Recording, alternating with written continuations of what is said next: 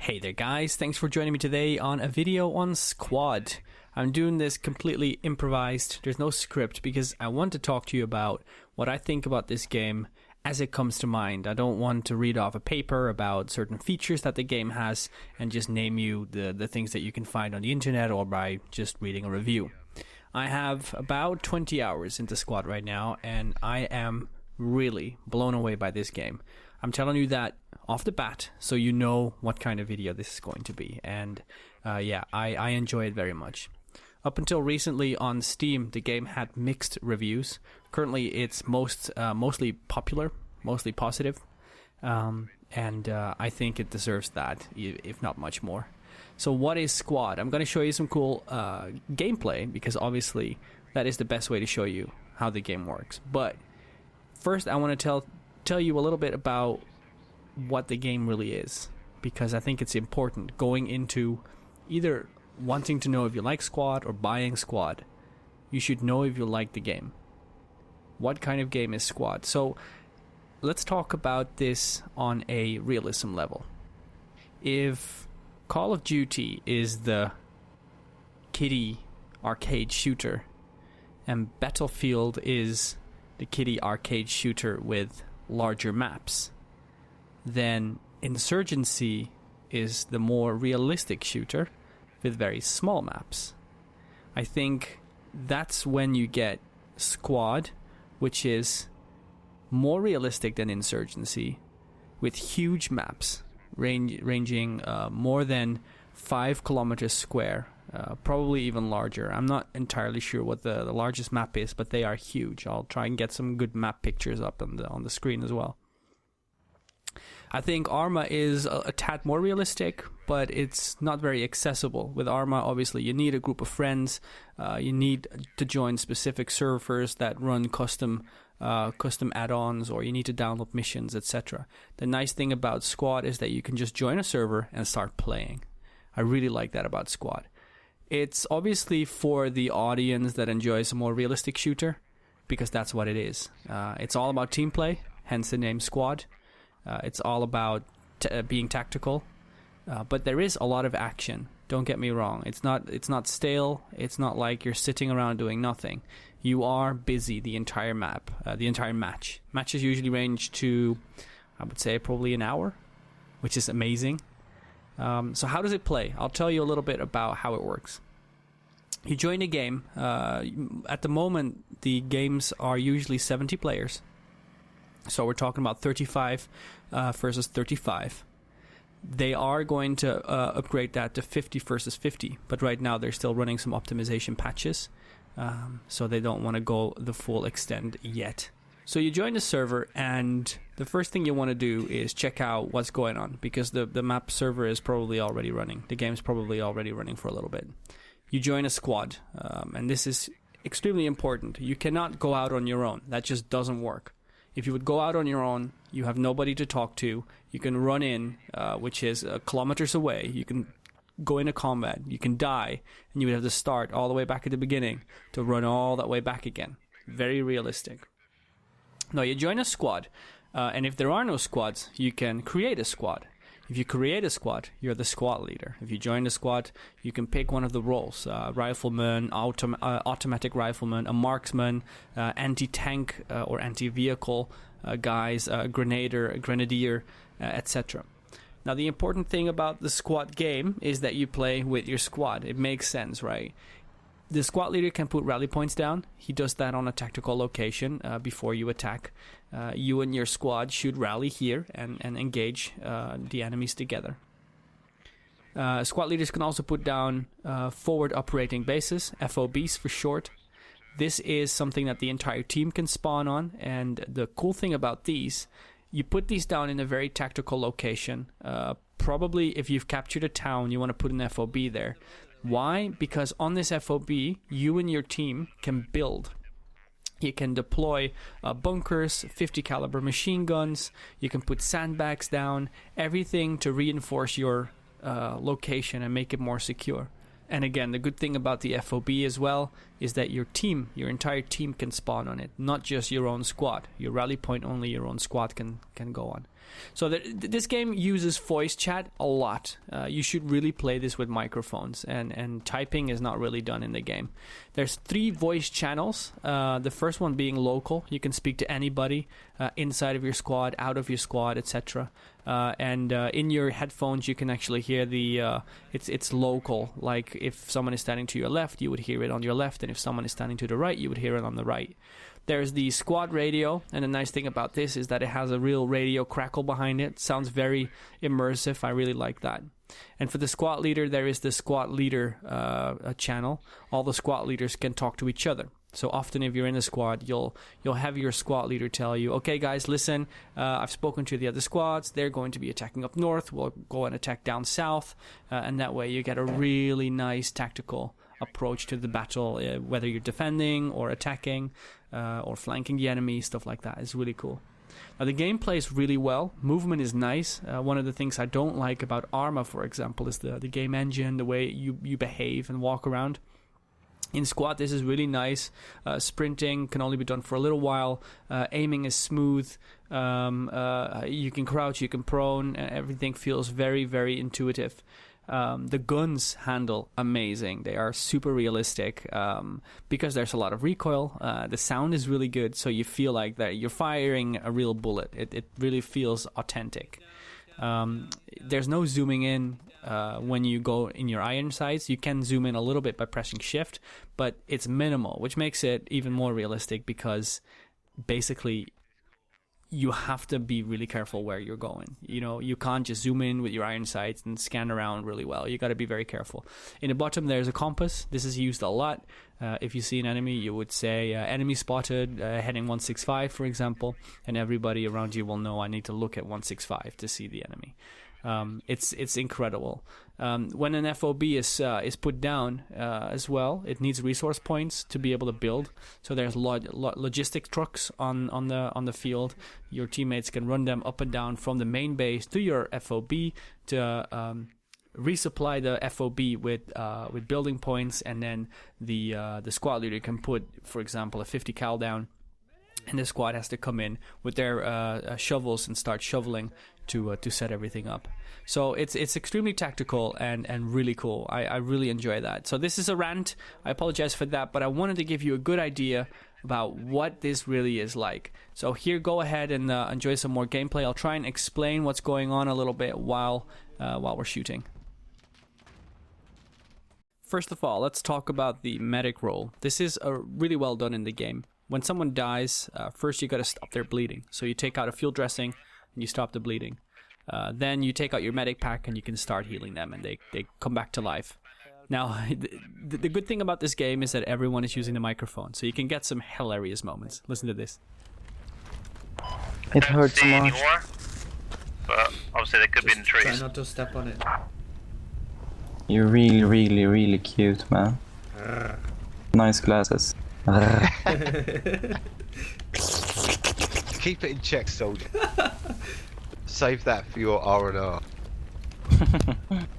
As a medic, you'll find that often you play a lot more safe than usual. You don't go and sit on the front line, you always stick behind your buddies.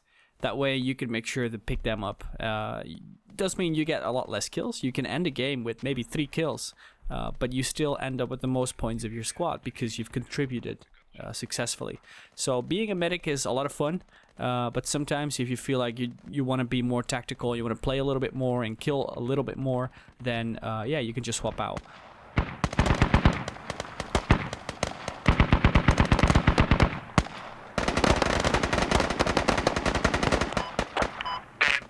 I need medical attention there. On the way, on the way, on the way.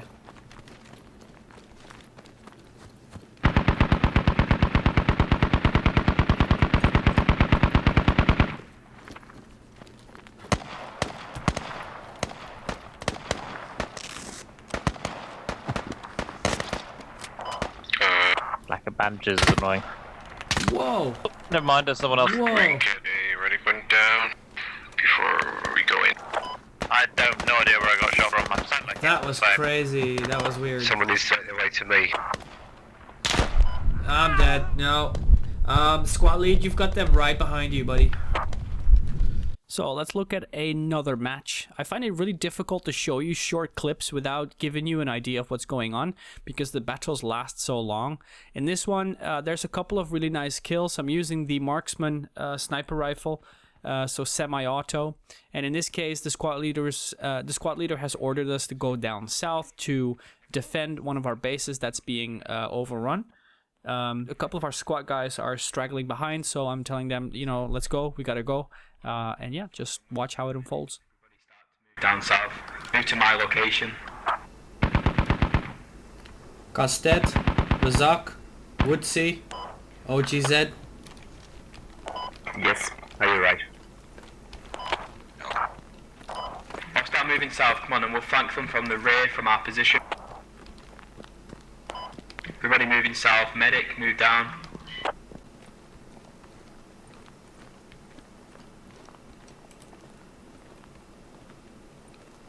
I think we need to capture this pretty quickly, it seems a bit clear, so I think they've all left for the next capture point. Copy.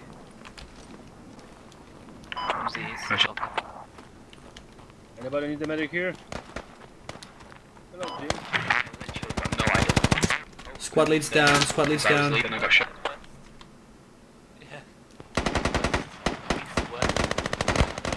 Where's the contact? What heading?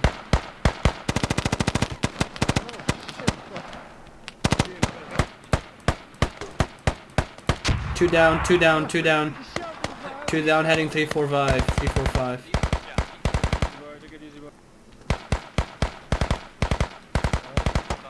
Squad lead, stay down. We'll get a medic your way.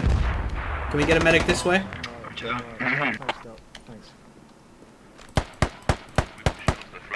Target down, target down. So it's a bit of a shit one, but...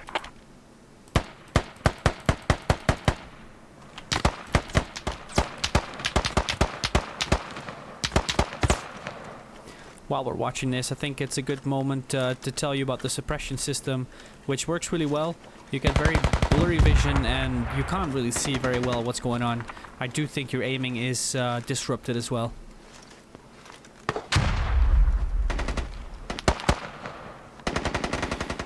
This game lets me run into the same issues that I run into with Airsoft. You can't look, but you can hear the people shooting. In this case, it's an Humvee, actually. So I'm wondering what I should do. And this is one of the bits where I actually get very lucky because he doesn't see me. No fucking idea where these guys are.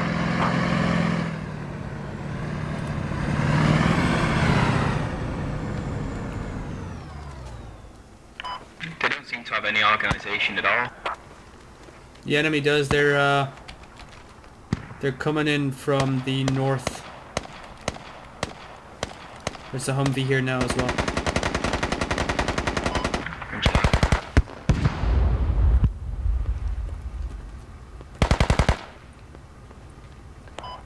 Jumping quickly. So right now I'm basically behind the enemy. My guys are on the opposite side and the enemy is engaging them from this side.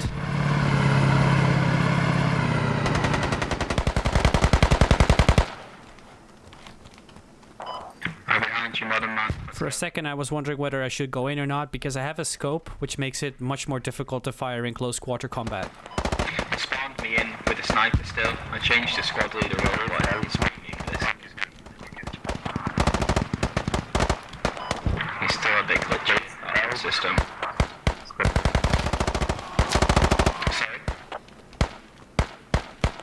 I think they are left definitely from plane.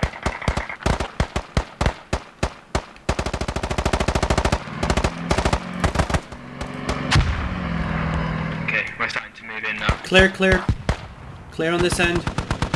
Clear, clear, clear. In a few seconds it's capping. I think 10 seconds. Okay, save a spawn for the squad leader on the rally point.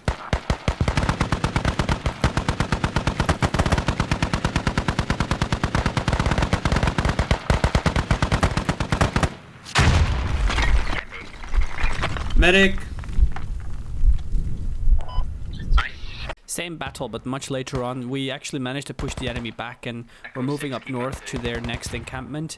We run into a Humvee down at the road with some enemies there. Now, the cool thing here is that it's just such a nice firefight. We're up on the hill, they're down there, we're exchanging bullets, and some really nice footage in the end where the Humvee actually fires in my direction. Now, I know it's really difficult to hit me, and that is the only reason why I actually decided not to move at all. I didn't think he would hit me, but it looked epic. Multiple enemies spotted northeast of my location.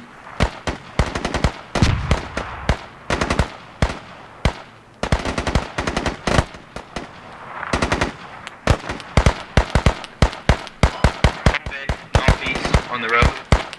Yeah, affirmative. There's a enemy Humvee moving out now. He's got a gunner in it.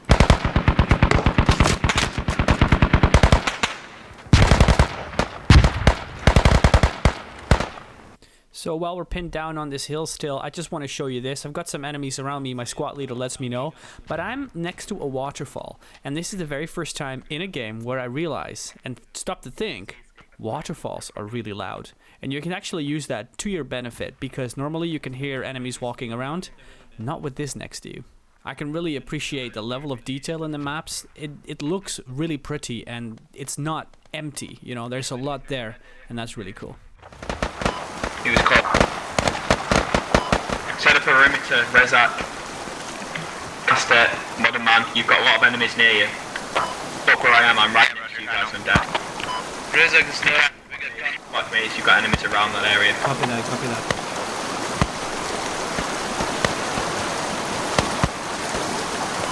Later on in the game, we end up retreating back to the same place where I was shooting these other guys before. This time we have a friendly BTR who is coming in. BTR is one of the bigger tanks with a turret on top. He actually helps me spot a guy and we kill him. Very nice. Dead ahead on the wall, dead ahead on the wall. He's under the wall. Got him, got him, got him. There were two people behind as well. Cheers, buddy, I appreciate it. Like four people Fucking. back at base. Oh no, This your is wheels are so- stuck. Fuck off.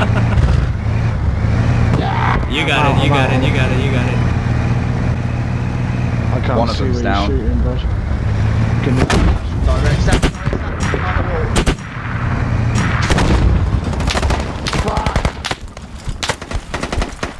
Too many. Another one of those epic moments. The vehicle blows up, I get hit, I'm being suppressed, and the first thing you just want to do is hit the deck and go prone. You gotta heal up, so you can't just go back into battle straight away. And then you have to orientate, find out what's going on. The guys inside the vehicle are still alive. You heard them say, jump out, jump out. Let's see what's going on. Cheers, minute. That was fucking tragic. Nice job.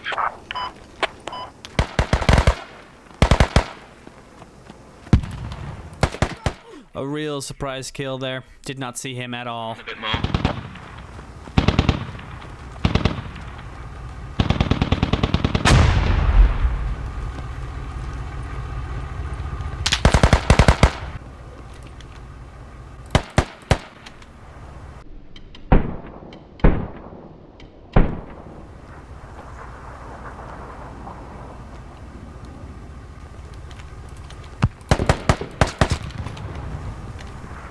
He's in the house, he's in the house, he's in the house.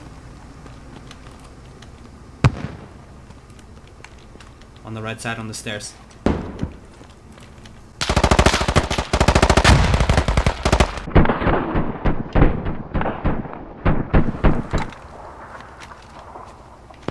Alright guys, I have a lot of footage left, but we're already on the 19-minute mark, and I've decided I'm gonna leave the rest of the footage for later. I've got some nice night footage, and I've got some nice sniper footage still, including some of the base building stuff that I wanted to show you, but I'll save it for a second video coming early this week, so stay tuned. I hope this video was useful to you. Any tips or other comments you have, feel free to leave them below. If you came this far into the video, I appreciate that, and hopefully see you next time.